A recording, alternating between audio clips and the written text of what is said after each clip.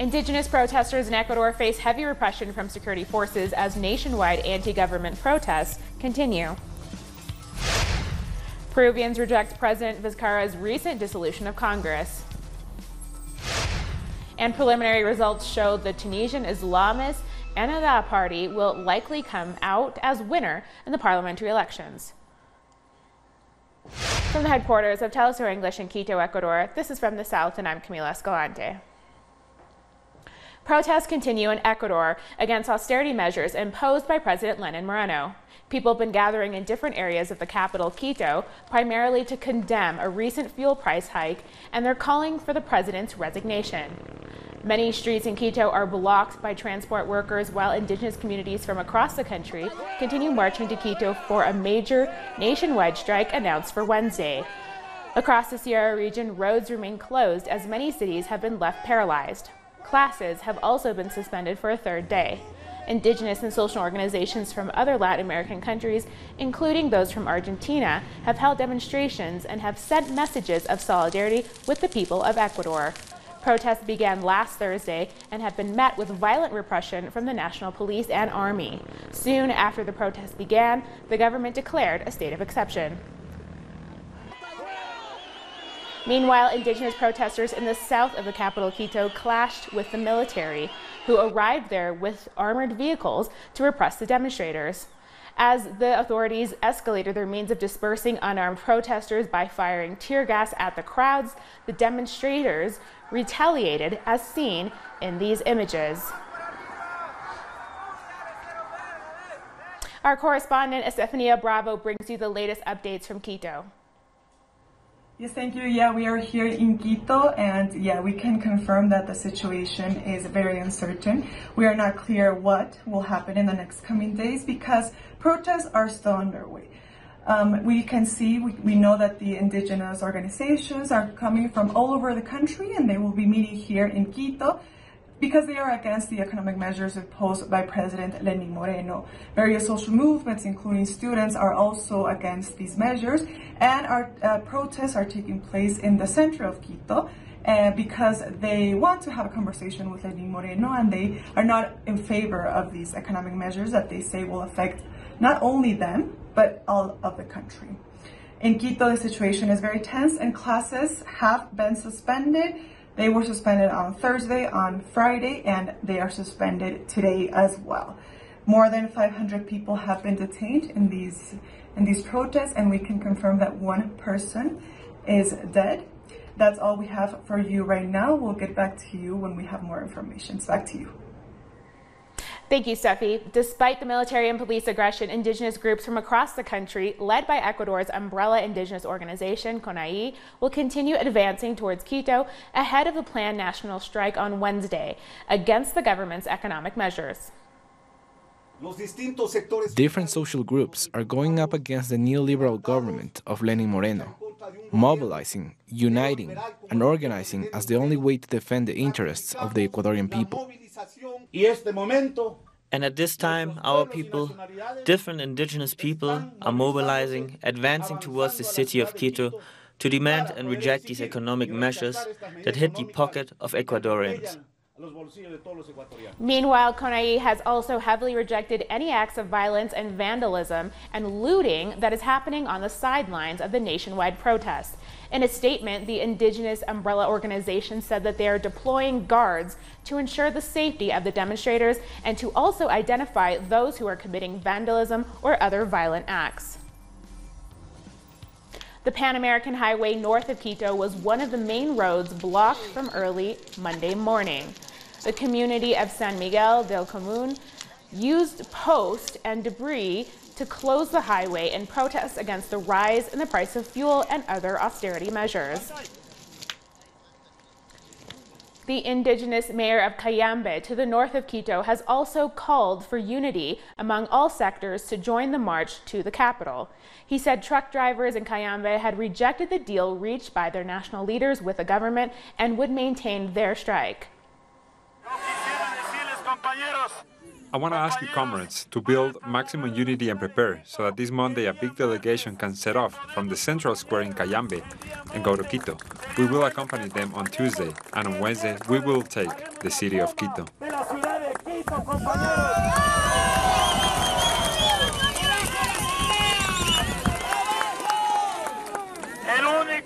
The only objective is to revoke Decree 883, which raises the price of fuel.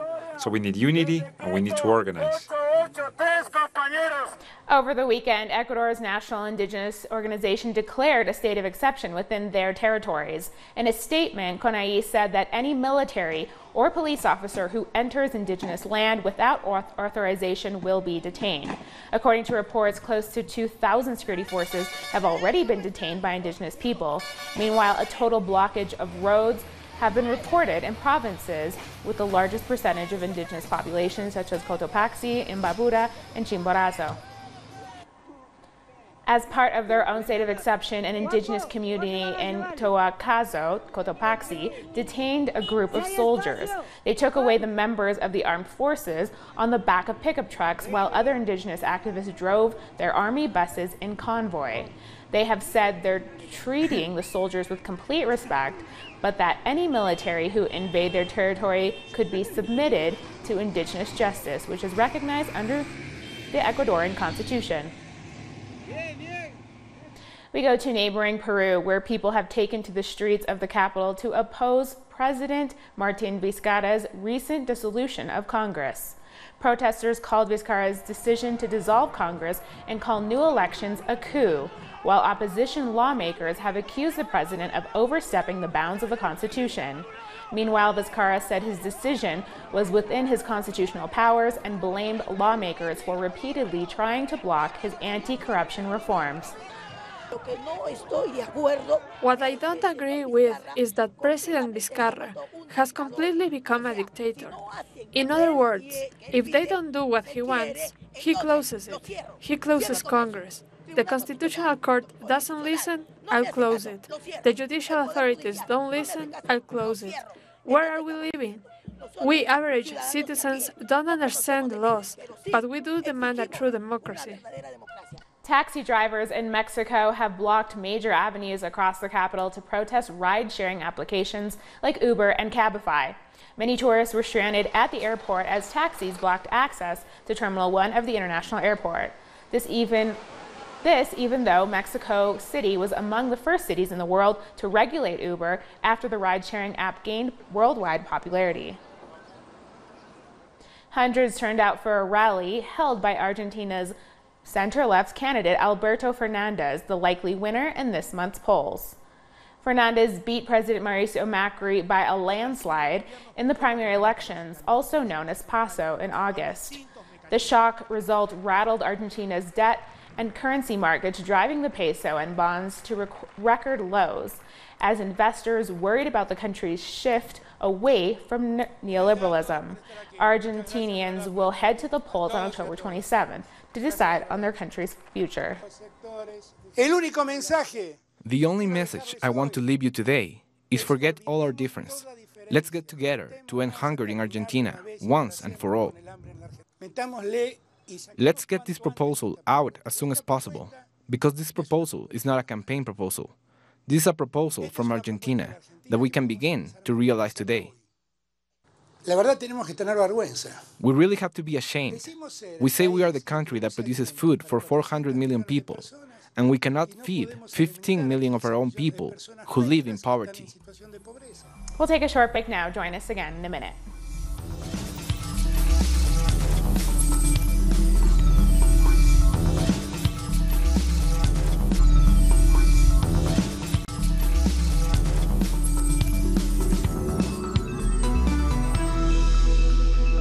Welcome back. Barbados' Prime Minister Mia Mottley shared her thoughts on how important sustainability is to small island states of the Caribbean that are the most vulnerable to the harsh effects of climate change. Mottley was speaking at the Trade for Sustainable Development Forum in Geneva, Switzerland, where she recalled the saga of Hurricane Dorian and its devastating effects. It was category hell. For those of us who flew into the Bahamas within 48 hours of the all clear, it was absolutely patent that the destruction was unimaginable.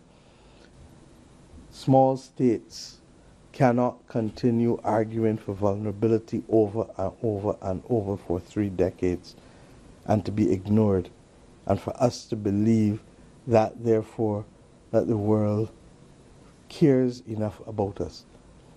The bottom line is that the opportunities for trade and economic activity are there. What is missed out with 100%? Let us claim ground where we are, and let us ensure that those countries to be able to make the changes where we can in terms of renewable energy, in terms of banning coal plants, in terms of planting trees, in terms of our work with materials, not just plastics, but other materials that have the capacity to regrettably alter the world that we've come to love. In Barbados, the retail prices of gasoline, diesel, and kerosene have decreased effective midnight Sunday, October 6th. The price of gasoline has dropped by 16 cents per liter, while the price of diesel has decreased by 1 cent. Consumers will also see a reduction of 4 cents per liter in kerosene prices. These price adjustments are in keeping with the government's policy of allowing retail prices to be reflective of those on the international market. At least 2 members of the Caribbean community CARICOM have reintroduced visa requirements for Haitian nationals. Barbados and Dominica have both re-implemented the travel restrictions. It does not apply to Haitian nationals who are holders of diplomatic or official passports, who are business persons, or those who are holders of US, UK, Canadian, or Schengen visas. Barbados, which allowed visa-free movement of Haitian nationals last year, was the first to announce a reversal of the measure. This is believed to be linked to a wave of protests in Haiti due to government corruption, inflation, and a scarcity of fuel. And Haitians are bracing for more upheaval as protesters demanding the president's removal pledged to remain on the streets this week. This as the opposition continues to put pressure on Moise to stand down. Last Friday saw protests in the capital, Port-au-Prince, against crippling fuel shortages, ballooning inflation, and corruption. During the demonstrations, a Molotov cocktail was thrown into the premises of Immigration Building. Friday's unrest came after weeks of protests in which 17 people were reportedly killed. Trinidad and Tobago's police commissioner, Gary Griffith, has responded to media reports questioning his qualifications. He says there seems to be a deliberate attempt by the media to discredit or malign him. The commissioner says he holds a master's degree in security management, but was also approached by the University of Leicester to be awarded with an honorary master's for work undertaken. Last week, the cabinet upgraded the academia criteria needed for the police commissioner job, with a master's degree being the minimum requirement apart from other skill sets. Trinidad and Tobago's Finance Minister Colm Imbert is presenting the government's 4th annual budget. However, this is overshadowed by the government's plan to subsequently debate a motion concerning the Elections and Boundaries Commission's local government draft order. The order needs to be passed to facilitate holding of local government elections expected by year's end. The unusual occurrence has sparked uproar by the opposition. Imbert is expected to speak for at least 3 hours, following which MPs will debate the EBC order. The United States has begun pulling troops from northeast Syria, making way for Turkish troops to face off against Kurdish-led forces which have until now been a key ally of the U.S. Thousands of captives have also been handed over to Turkey. The Kurdish-led forces, who played a major role in Washington's war in Syrian territory, have denounced the move as a stab in the back. In January, President Trump threatened to devastate Turkey economically if it attacked Kurdish forces. Meanwhile, a top Trump ally has called for a reversal of the U.S. president's Syria border pullback. U.S. Senator Graham has taken to Twitter to comment on Trump's decision on North Syria, calling it a disaster in the making. Graham also denounced plans to introduce a Senate resolution opposing the move. Our correspondent in Damascus, Hisham Wanous, has the details. Hola, colegas, saludos amables televidentes. Efectivamente, las tropas invasoras. The invading US troops have withdrawn from their positions in the north of Syria. The US authorities say they have pulled back 8 kilometers from the Tal Arqam base and also from control posts in this area, where Turkey is planning to begin a military operation against the Kurdish separatist fighters of the so-called Syrian Democratic Forces. Turkey calls them terrorists and says they're endangering its national security. This decision by Turkey comes after the failure of talks to create a supposed safe zone in the north of Syria. In August, Turkey and the United States did agree to set up a coordination center, and they began joint patrols as a step towards creating the safe zone. But they couldn't agree on how far such a zone would extend. Turkey wanted it to reach 32 kilometers from the Turkish border. The Turkish government spokesperson has insisted that this military operation will not be directed against the territorial integrity of Syria. He said it only intends to clear the area of what he called Kurdish terrorist elements, and then set up a safe zone to house Syrian refugees who are currently in Turkey.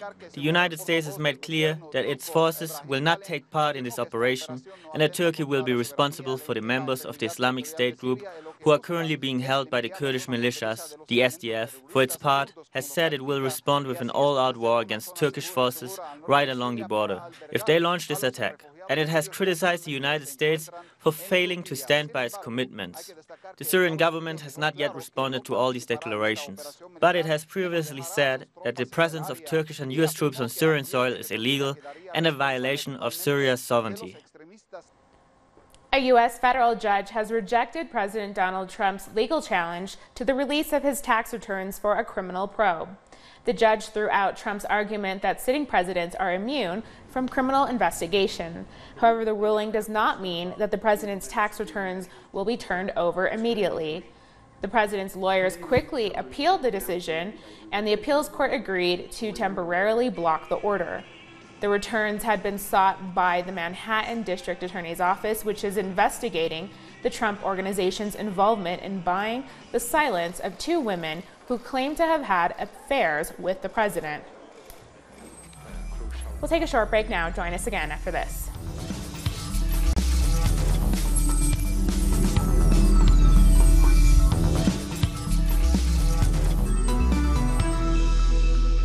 Welcome back. After 6 days of unrest in Iraq, which has so far left over 100 dead, the Iranian government has called on citizens from the neighboring nation to show restraint. Clashes between security forces and protesters have revived fears of a new spiral of violence that could suck in influential militia groups and be exploited by the Islamic State armed group. The Islamic Republic is making a determined effort to help build a strong, secure, and free Middle East for all the countries. In this regard, we are always concerned and saddened to see insecurity and unrest in neighboring countries, and we want to see peace and stability in all the countries of the region. In this regard, the recent events in Iraq have brought sadness and caused concern for the Iranian nation and the Iranian government. In recent days, while the people of Iraq and the Iraqi government have been preparing for one of the world's major cultural and religious events, and while the region has been taking steps towards peace and stability, we have witnessed bitter events taking place that have unfortunately led to loss of many lives. The government of Iraq has assured that there has not been clashes between its security forces and the protesters. The government has blamed other elements who have taken advantage of the situation and committed criminal acts. We urge the great people of Iraq to pursue their grievances and demands through legal and democratic channels. The citizens of Iraq should be mindful that while they pursue their demands, there are elements with bad intent who are ready and waiting to take advantage of the situation. Rwandan authorities say rebels arrested after a weekend attack that killed 14 civilians told them that they were from the Hutu militia based in neighboring DR Congo. Rwandan security forces had killed 19 persons blamed for the attack, while the authorities have paraded 5 suspects. The individuals who killed 14 people, mainly with knives, they found them at home. But the security forces and the Rwanda Defense Forces did a good job. They were able to shoot 19 of them, and 5 were arrested. Of the 5 who were arrested, most say they were members of the Democratic Forces for the Liberation of Rwanda, meaning the genocidal terrorist movement that committed the 1994 genocide in 1994. On Thursday and Friday of this week, negotiators from the world's 2 largest economies will sit down in Washington to try to find a solution to the long-running China-U.S. trade war, which threatens the entire world economy. No doubt the world will be watching when China and the United States sit down for a 13th round of trade talks in Washington at the end of this week. The context is even more complicated than expected as impeachment proceedings against Donald Trump move forward. China's position on the trade talks remains firm. We hope that both sides will be able to meet halfway and reach a mutually beneficial agreement that has win-win results for all. The talks will begin with hopes of an understanding to postpone the increase in tariffs, but it is not clear how the negotiations will be affected by the recent volatility on the markets and the impeachment against Donald Trump.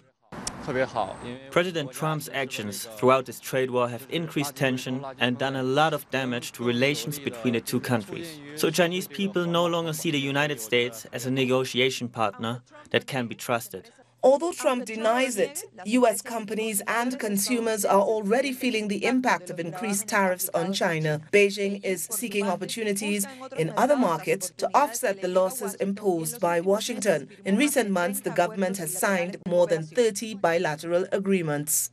I think China and the United States should sit down to talk, but the U.S. cannot expect China to back off. China has more power today and they have to respect that. The trade war isn't good for anyone. It affects our economy and that of other countries as prices go up. The effects of this trade war reach far beyond the borders of China and the United States. That's why countries all over the world will be watching what happens in Washington and hoping the 2 countries reach an agreement to overcome their differences.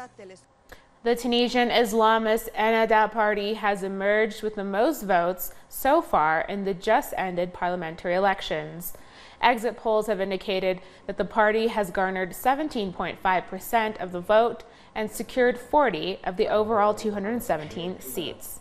The party, led by imprisoned media businessman Nabil Karoui, came second with 15.6%.